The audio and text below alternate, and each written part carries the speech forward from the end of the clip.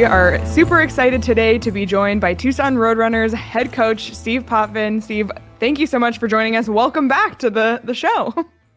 Of course. So it's always my pleasure. You guys know that. Thank Appreciate you. being on. Well, Tucson has had a really hot start to the season right now, second in the Pacific Division, a 6-2 record. What's clicking for this team right now? You know what? I think it's by committee. I think that's the reason why we've had success early on. We've been able to win in a lot of different ways. One night it's our goaltending, one night it's our special teams, one night it's stifling defense, and then other nights we've been able to score. So there hasn't been really one reason why, but if I had to pick one, it would have to be because of our committee and the way our team is playing together. You talk about the record right now, Coach, and you look at where you are compared to this is what we thought last year. This is the start I think that we all looked at last year through injuries and different things. It didn't happen. How has this group come together this early in the season? What has been the secret ingredient for all of these guys kind of gelling together? Well, I think a lot of guys came in with some real strong objectives to play and bring their game to the next level. I think that's first and foremost. We have quality people in the room, and honestly, that they're being guided by some key veteran players. And leadership, as you know, is so important. And we've got a good slew of leaders this year that just bring the calm to the room, and they say the right things at the right times, and they behave in the right way. Then it's easy for everybody to follow and feel that sense of calm if things start to go sideways. Who has stood out to you so far this season? Obviously, Laurent Dauphin just got called up to Arizona. We talked to Michael Carcone. He's been great, but who else has stood out to you? You know what? It's literally it's been by committee. There's been a lot of standouts. If I had to pick one right off the top of my head, would be Kellerman. I think he's one of the guys that exactly what to expect every night. He comes in with the enthusiasm to really actually want to learn, and he puts his best effort every day. He's an easy player to really fall, I guess, to support. He's just one of those guys that you want to see do well because he comes every day with the same intention of getting better. You talked about Kellerman, and we talked on this show of Carcone and Yannick and McCartney, and there's names that are starting to become familiar with Coyote fans. Kellerman's a guy that I haven't heard much about that's coming on. Is there another player or a player or two that you're going, hey, he's not quite there yet, or he's coming, or Coyote fans, this is a guy you should know because you're going to hear about him soon? I hope that he gets this opportunity, but not for us has played a real significant role this year. He's played some real shutdown minutes against some top teams, top players, and you know what? He's a little bit older, but he's one of those guys that just has a real good mindset. You can see he's an elite thinker, and the way he closes and shuts teams down, he's a player that might show some capabilities of playing at the next level. And it might be one of those guys that kind of we can rely on up top. So I got to ask you a question to follow up on that one, because Craig is a stickler for pronunciations on names. So when we said Ronald, to me, it's Knot. It's Ronald Knott. Now, Craig would say I'm way wrong. So what do you guys call him on the bench? Because this is a guy that's played some pro hockey. Like, he's an experienced guy that just came over this year. And I say Knott, Ronald Knott. So what is the proper pronunciation, Coach? I hope it's not, because I've been calling him that all season long. Okay. Right. Craig throws in those European pronunciations and all. I don't know. So what's his nickname? I've never been corrected once, so I think that's his name. Yeah. Okay. Does he have a nickname or just not? Nodder. There you go. Nodder. Okay, yeah. That works. I want to ask you about Matias Michelli. He obviously was a big part of Tucson last year, made the Coyotes roster out of training camp, and we saw him score his first goal of the season on Tuesday night. And he's currently, among the leaders of rookies in the NHL. What are your thoughts on Matias Michelli, both from what you saw last year with Tucson and if you've been able to watch him with the Coyotes this year? Yeah, really no surprise. Honestly, he was a player that, showed that consistency. And I know that word gets thrown around a lot, but man, if a player can do it at this level for, 30, 40, 50 games, it typically means he's ready to play at the next level. And, that's basically what we saw out of him here. And you can see him finding his way at the NHL level. It's what he was doing here wasn't easy for him to really transition to the NHL game, but you could see little pieces, start to really come together for him. And now it's growing and it's building, and you can see him really fully developing it into a full-time NHL hockey player that's going to be an impact on a team.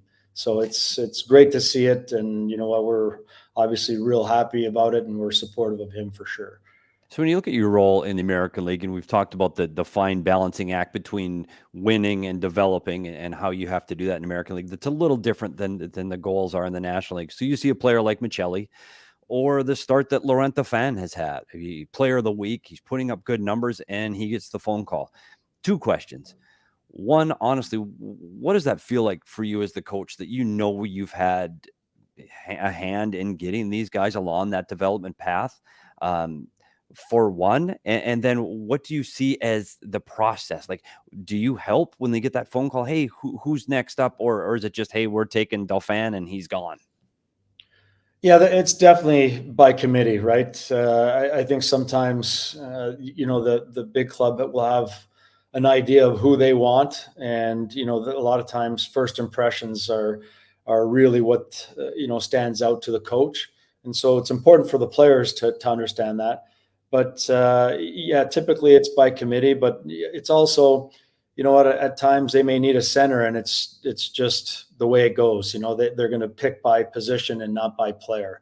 And for us, what it means, for our process is just that we got to trust it, because it's, I think, a process that's had some success, and you don't want to really attach always the wins and losses to how your process is going. And I think it's important to just trust it and make sure that you stay with it, because some of the players that have gone up have had some success, and a lot of it is player and individual based, but I hope that we play a small part of that as well. You've obviously been a part of this coaching staff for a bit. This is your second time around now as head coach of the Roadrunners. How have you grown as a coach since your first stint, if anything? Well, I'm still 5'10" and 3/4, but I have to say that I think what's different about this time around is just the staff. When we were going through the COVID time, we weren't able to work with our development staff. We weren't able to bring in another assistant coach, and so it was kind of one of those seasons where we're just trying to really get through it. And now we're able to really rely on each other, and we're able to see the game in different ways, and we were able to rely on the staff a little bit differently than we would in the past, where the players are getting more touches, and I think we just have more hands on deck to make it a lot easier, and I wouldn't say easier, I just think more efficient. And that brings us to our next question. Sorry about the bad joke. That's a whole other joke. Buddy, which ties us into the next question perfectly. We talked about your coaching staff and the ability to add to it this year. And we talked in the preseason about Zach Stortini and your thoughts on him. But now that you've had a chance to work with him for a few weeks, how does he fit in behind the bench for the Roadrunners? Oh, tremendously. He's a skilled, smart individual. He knows the game. I think when you look at Zach's history, a lot of people might think he's one-dimensional, but I'll tell you, he's very skilled, and he fits right in with our staff.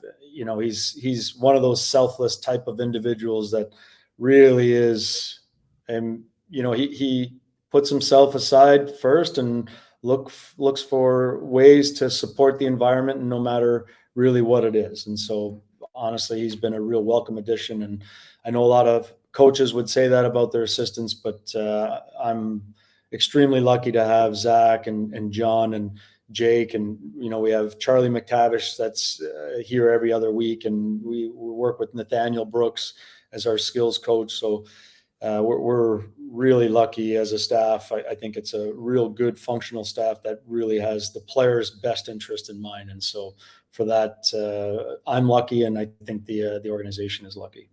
And we heard from Michael Carconi earlier, and honestly, Coach, this is kind of what we've heard. Everybody's pulling the same rope. All the players, all the coaches, everybody's kind of in this together, and that's kind of made a little bit of the difference from what you had last year. Everybody's gelling together at the right time, and I think that's led to your success. Let's talk about the upcoming schedule. So right now you've got 6 home games coming up in Tucson, which is great, and you're already sniffing at the lead in the Pacific Division. Well, let's talk about your next opponent. You've got Coachella Valley coming in. And not only will you be facing them this weekend, you will actually be the very first team to play in Coachella Valley. I don't know if you knew that. So you'll be their first opponent to open up their building. Thoughts on Coachella Valley coming to the league? Because I remember when we talked about this originally, when the whole idea behind Tucson getting a team was to get teams here in the Southwest. Now you're adding another team.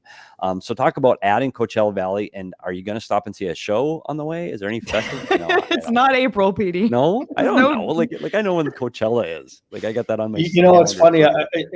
You're right. It does add to the West. It really helps us for travel in one sense, but it's so expensive there that it's going to be hard on the budget. But I've been wanting to get to Palm Springs, Coachella for probably since I've been in the Valley and haven't had the opportunity. I've always kind of strayed to California or Mexico or Vegas. And so this will be my first time. So I'm excited for that, on a personal level. But, this is kind of unique in a sense too, where there's a Stanley Cup winning coach on the other side of it. So from that standpoint, there's a whole lot of respect from our team and from the Tucson Roadrunners. So there's a lot of key elements there that we're looking forward to playing against them for multiple reasons. Obviously, everyone has high expectations coming into every year. But what do you think this team can accomplish this year, or just what are your personal expectations for this Tucson Roadrunners team? I don't know if their expectations, but my goal is to build a team, and that's really been the mindset of trying to build that brotherhood that Bear talks about in the NHL, and really that's what we're striving for. So I think if we can build that team and really do it by committee from top to bottom, then I'm we want to make the playoffs and we want to go as deep and as far as we possibly can. So first things first is just building that team and getting to the playoffs. Coach, as always, we want to thank you when we take our trip down the I-10, because I think in this development process that the Coyotes are going through right now, it's very important to keep an eye on what's going down there in Tucson and with the Roadrunners. Thanks again for your time. We know how busy you are, and we're going to be checking in again real soon. Keep it up, and we wish you the best of luck. Appreciate the time, guys. So much fun hanging with you guys. And anytime you guys need a 5'10" and a half guy on your broadcast, perfect. Thank you. Out to 5'11", depending on the shoes. Thanks, Coach. We appreciate your time. Right?